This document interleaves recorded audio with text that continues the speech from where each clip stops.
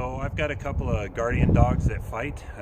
Almost had to give one of them up, and we figured some stuff out. So if you're interested in knowing how we succeeded in keeping both dogs on board, then yeah, keep watching.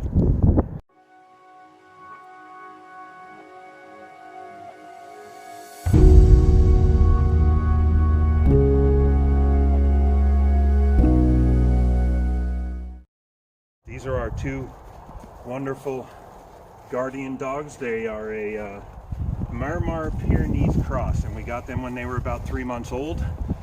They have been quite a challenging breed to work with. I'm not as familiar with them as other breeds I've had in the past.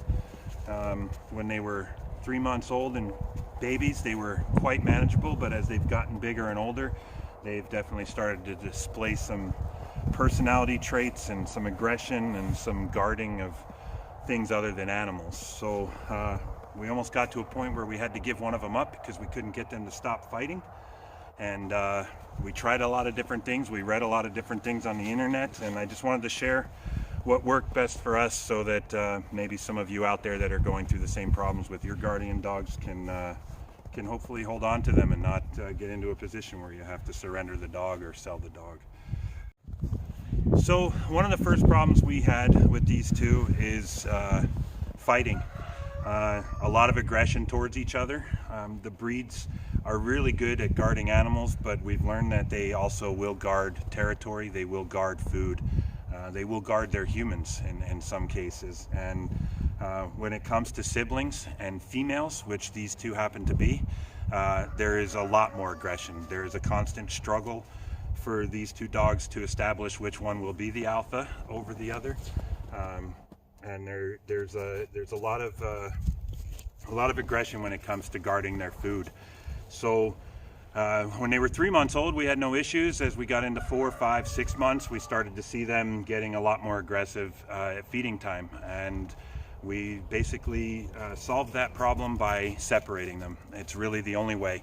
Is they have to eat in separate places. Their food bowls cannot be left down. They can't be left laying and hit and run eat like they want. They have to have a scheduled feeding time, and the food has to be put away when they're done, and if they don't eat it, we put it away and we feed it again later on in the day.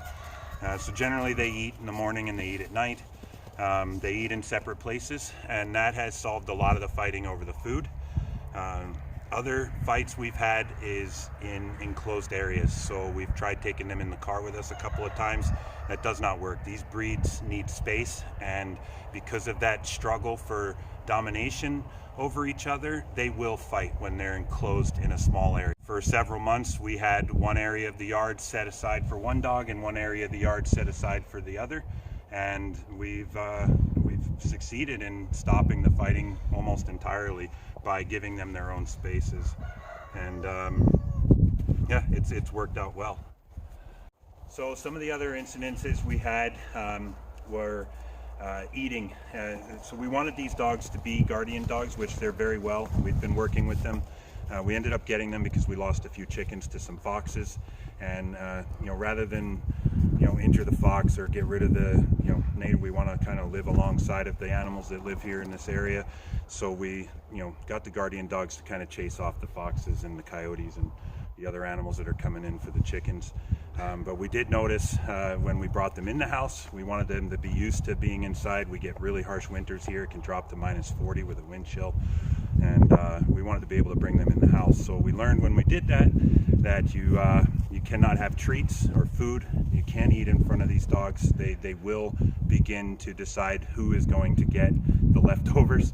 So we suggest if you're going to have this breed as a house dog more than a guardian dog, then we suggest not letting them in the house when you're eating dinner. Or eating anything for that fact.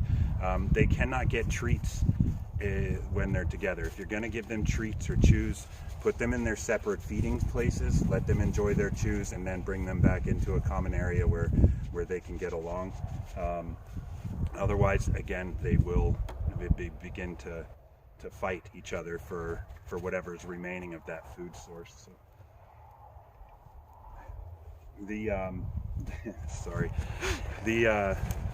The breed themselves we're not familiar with. As I mentioned before, they are Pyrenees and Miramar cross. I know nothing about either one of those breeds. We do know that they make excellent guardian dogs, which is why we got them.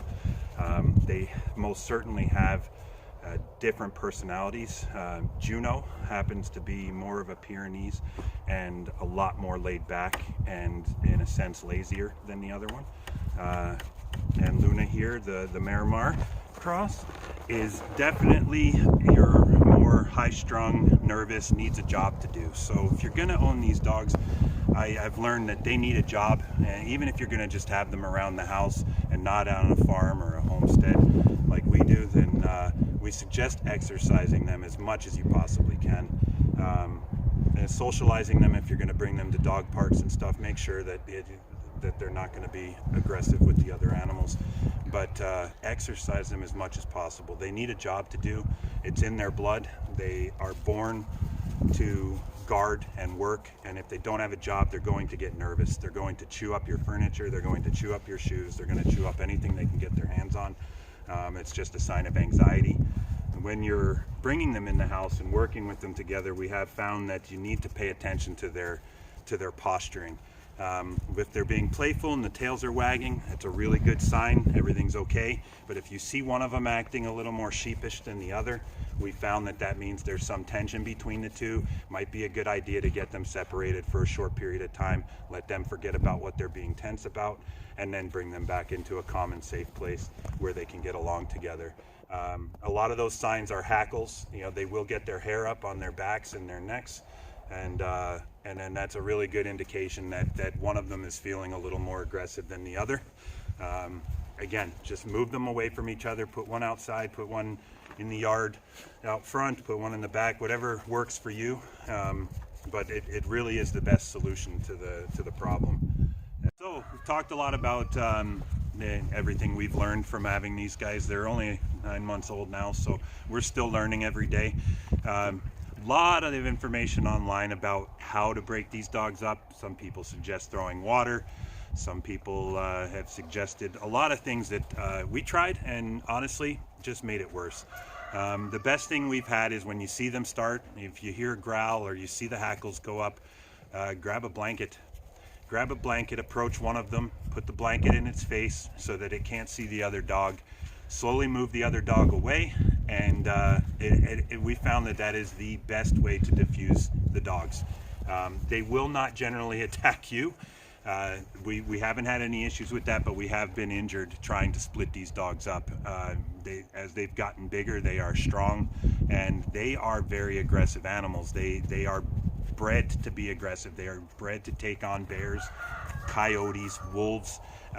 These dogs don't know any better, so it's not a bad dog situation, it's just a dog doing what it was bred to do. So don't take it as a sign that the dog needs to be put down. That's a last resort.